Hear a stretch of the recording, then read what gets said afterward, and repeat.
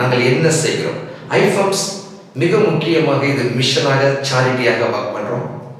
இந்த மிஷனில் நிறைய விதமான காரியங்களை நான் ஒவ்வொன்றாக ஒரு மினிஸ்ட்ரியோட அப்டேஷனாக நான் சொல்லுகிறேன். ஒவ்வொரு ஃபீல்டும் எப்படி உருவாக்கப்பட்டு gospel preach the gospel to the unknown people. இயேசு கிறிஸ்துவை ஒரு முறை கூட கேள்விப்படாத ஜனங்களுக்கு நேரடியாக போயிட்டு அல்லது சில டூல் மூலமாக இந்த சுவிசேஷத்தை சொல்லி அவர்களை ஆண்டவருக்குள்ளாக வழி நடத்துவது. Personal evangelism and church planting is the first chapter.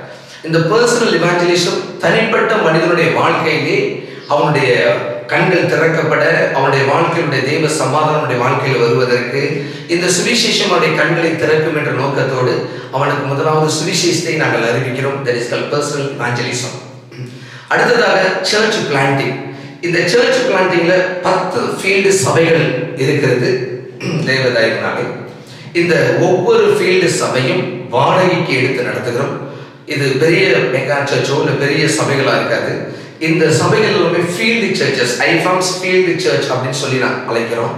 இந்த ஃபீல்டு சர்ச் என்ன பண்ணும் சார் அப்படின்னு கேட்டிங்கன்னா, இந்த ஒவ்வொரு ஃபீல்டு சர்ச்சும் ஒரு வீட்டிலேயோ அல்லது ஒரு கால் இடத்தோ அல்லது ஒரு ஏதாச்சும் ஒரு தோப்புக்குள்ளேயோ அப்படி பண்ண வேண்டிய சூழ்நிலைக்குள்ளாக நாங்கள் இருக்கிறோம். அப்படியாக தான் பண்ணுகிறோம். இதை 4 விதமான ஸ்டேட்டுகளை பண்ணுகிறோம். இந்த south and north India mission church பிளான்டிங்கை பண்ணோம்.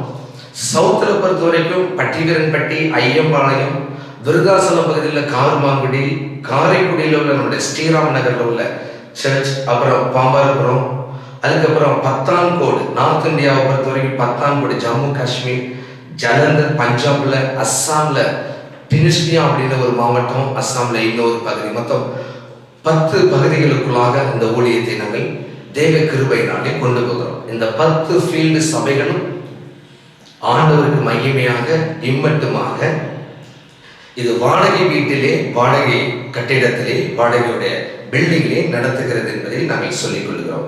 இந்த பட்டிவீரன்பட்டி சர்ச் எப்படி ஆரம்பிக்கப்பட்டது, ஐயம்பாளையம் சர்ச் எப்படி ஆரம்பிக்கப்பட்டது, இப்படி ஒவ்வொரு சபைகளையும் நான் சில சாட்சிகளோடு கூட பகிர்ந்து கொள்ள ஆசைப்படுகிறேன்.